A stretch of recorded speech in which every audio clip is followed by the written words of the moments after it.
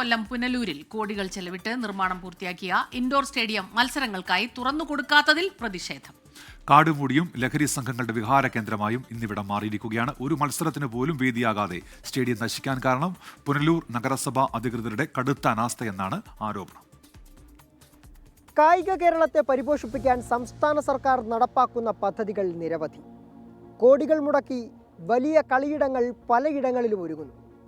അത്തരത്തിൽ പുനലൂർ നഗരസഭയിലും ഒരുങ്ങി ഒരു ഗംഭീര ഇൻഡോർ സ്റ്റേഡിയം. ആ സ്റ്റേഡിയത്തിൻ്റെ ഇപ്പോഴത്തെ അവസ്ഥ ഒന്ന് കാണണം.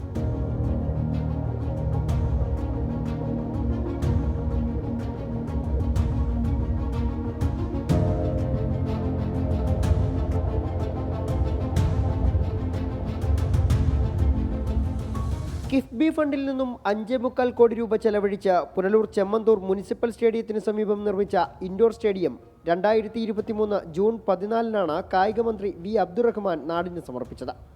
ജില്ലയുടെ കിഴക്കൻ മേഖലയിൽ സർക്കാർ ഒരുക്കിയ ആദ്യ ഇൻഡോർ സ്റ്റേഡിയത്തെ ആവേശപൂർവ്വം കായിക പ്രേമികൾ ഇരുകൈയും നീട്ടി സ്വീകരിച്ചു.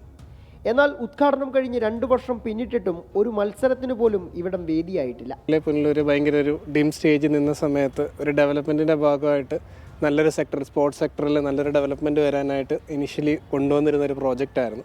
ആ പ്രോജക്റ്റ് ഓരോ ദിവസം കഴിയുന്തോറും നമുക്ക് നല്ല പ്രതീക്ഷ ഉണ്ടായിരുന്നു. പക്ഷേ ഒരു സ്റ്റേജ് കഴിഞ്ഞപ്പോഴത്തേക്ക് ആരും നോക്കാൻ പറ്റാത്തൊരു സിറ്റുവേഷനിലോട്ട് മാറിപ്പോയി. അപ്പോൾ ആൾറെഡി ഇത് 2 വർഷമായിട്ട് ഒന്നും തുടയ്ക്കാതെ പൊടി പിടിച്ച് കാക്കയുടെ കാഷ്ടം, പ്രാവിൻ്റെ കാഷ്ടം, അങ്ങനെ പല പൊടിയൊക്കെ ആയിട്ട് വളരെ ശോചനീയമായിട്ട് കിടക്കുക. കാടുമൂടി വിണ്ടുകീറി പൊടി പിടിച്ച് കെട്ടിടം നശിച്ചു തുടങ്ങി. ലക്ഷങ്ങൾ വില വരുന്ന ജനറേറ്റർ അടക്കം മഴയും വെയിലുമേറ്റ് ഉപയോഗശൂന്യമാകുന്നു. നമ്മളിത് ഒരുപാട് എക്സ്പെക്ട് ചെയ്തിരുന്ന ഒരു പ്രോജക്റ്റ് ആയിരുന്നു. ഇപ്പോൾ ഇതിൻ്റെ അവസ്ഥ വളരെ ശോചനീയമായ ഒരു അവസ്ഥയാണ്. എന്തുകൊണ്ടാണെന്ന് അറിയില്ല. ഇങ്ങോട്ടിപ്പം ആരും തിരിഞ്ഞു നോക്കാറില്ല. 2.5 വർഷമായി ഇത് സംരംഭം ഇവിടെ ആരംഭിച്ചിട്ട്. ഇതിപ്പോൾ സാമൂഹ്യ വിരുദ്ധന്മാരുടെ ഒരു താവളമായി മാറിയിരിക്കുകയാണ്. കോടികൾ ചെലവഴിച്ചെങ്കിലും ഗാലറി അടക്കമുള്ളവയുടെ നിർമ്മാണം ബാക്കിയുണ്ട്. ഭൂമിയുടെ തരം മാറ്റൽ ഉൾപ്പെടെയുള്ളവ പൂർത്തീകരിച്ചിട്ടില്ലെന്നും പ്രതിപക്ഷം.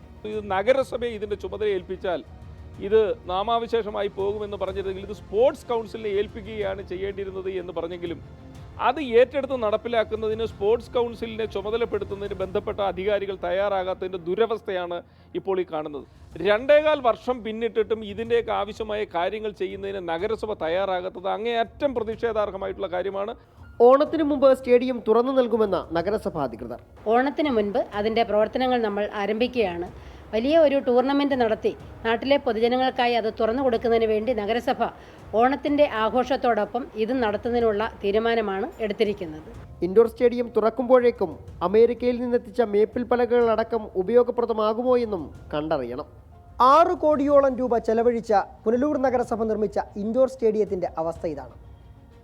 ഉദ്ഘാടനം കഴിഞ്ഞ് 2 വർഷം പിന്നിട്ടിട്ടും ഒരു പ്രദർശന മത്സരം പോലും നടക്കാത്ത പുനലൂർ നഗരസഭയിലെ ഇൻഡോർ സ്റ്റേഡിയത്തിൻ്റെ പുറത്തുനിന്നും സുജിത് സുരേന്ദ്രൻ, 24 കൊട്ടാരക്കര.